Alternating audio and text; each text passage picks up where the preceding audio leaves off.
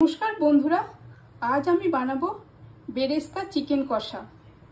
তার জন্য 1 kilo chicken নিয়েছি। তার জন্য 2টো পেঁয়াজ কুচিয়ে নিয়েছি, একটা বড় পেঁয়াজ কুচি করে নিয়েছি, আদা রসুন লঙ্কা বাটা, টমেটো পেস্ট করে নিয়েছি। এটা নিয়েছি কাশ্মীরি লঙ্কার গুঁড়ো, জিরের গুঁড়ো, ধনের গুঁড়ো, হলুদ গুঁড়ো। এর জন্য নিয়েছি তেজপাতা, শুকনো লঙ্কা, গোটা জিরে, এলাচ, দারচিনি, লবঙ্গ।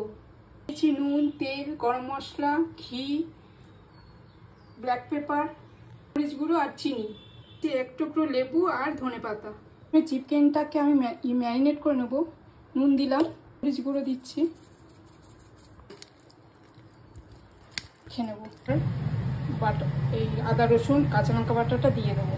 হলুদ গুঁড়ো, পিলি লঙ্কার গুঁড়ো, গরম মশলার গুঁড়ো দিয়ে দেবো। অল্পই দেবো, আর যেহেতু আগে দিয়েছি অল্প তেল। এবার চিকেনটাকে ভালো করে মশলার সাথে মিশিয়ে ঘন্টা ঢাকা দিয়ে রেখে দেবো।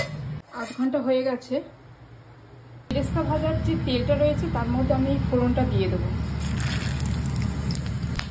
অল্প চিনি, মশলাটা একটু জল দিয়ে দেবো,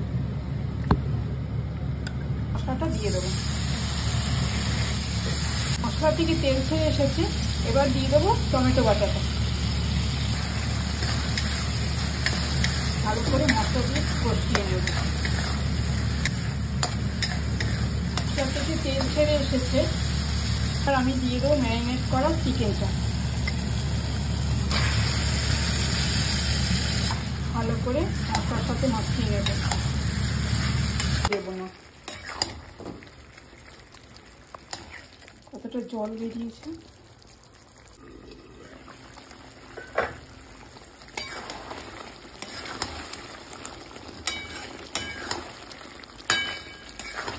চিকেন কষা আমার হয়ে গেছে।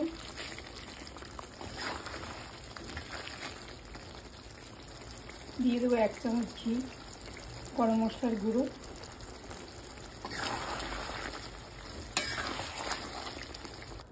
দিয়ে দেবো ওপর থেকে পেঁয়াজ বেরেস্তা।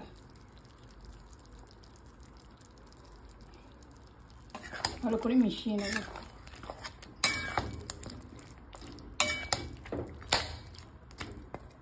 এবার আমি নামিয়ে নেব।